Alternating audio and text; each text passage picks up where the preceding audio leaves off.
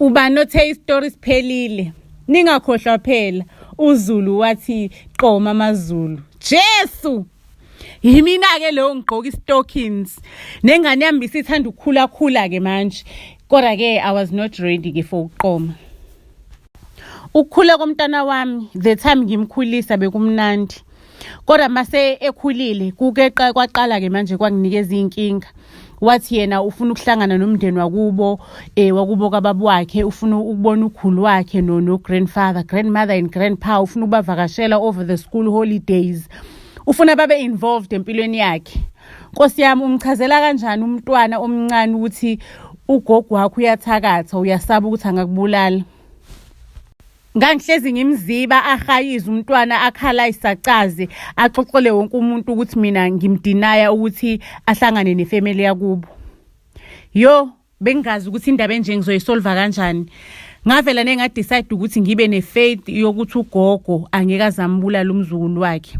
Ngoba nje umzukulu kaZulu uZulu nje eyihlalele, uZulu nezinqotho uyafana naye, yonke into yakhe iyafana, ngisho nokuhamba kwakhe kufana nobaba wakhe.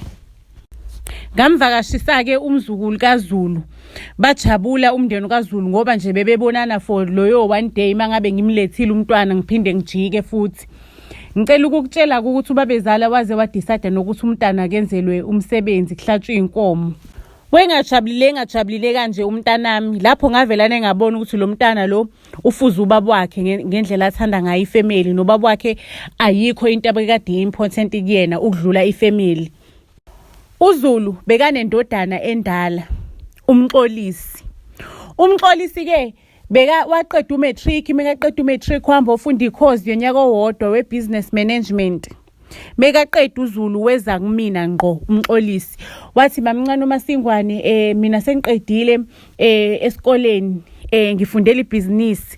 Bengisacela ukuthi ungiqashe enkampanini yababa nami ngisebenze ngidlale ingxenye yokuthi ngenza umehluko enkampanini yababa. Hayi futhi ngangaba nenkinga. uMxolisi nabe ngimazi nje kuyingane right, futhi bekazwana nomntanami. Bebezwana kakhulu nengane yami, ngicela ukukutshela. Ngamqasha kumXolisi. Hayi mengithi ngiyamqasha uMxolisi, angitshela ukuthi yena no mamncane, mina ngifuna i-management position. Angakazeli ukuzodlala la ebhizinisini lababa, ngizovusa ibhizinisi lababa. Ngezwe kuthiwa wena leli business wakwalwisa before, mina ngizosebenza la kunabhizinisi lawa ngikhona. Ngamtshela ukuthi hey lalela ke mfanami, la khale sami isicathulo, khale saMasingwane isicathulo. Angeke nje ukuthi usanukubisa usaphuma esikoleni ungena experience base uzongitshela ukuthi ufuna kube wena iCEO yaleli business. Ngamtshela nje ukuthi la angeke kwenzeka, ngeke uzukubone lokho. Ukwamfana kwadinwa kwavutha kwathi mamncane ngizokukhombisa. Ngathi ke mfanami uzongikhombisa ke, awungiphumele emzini wami, ungikhombise usekhaya kini, angizohlala nawe nje mina uzongidelela la emzini wami.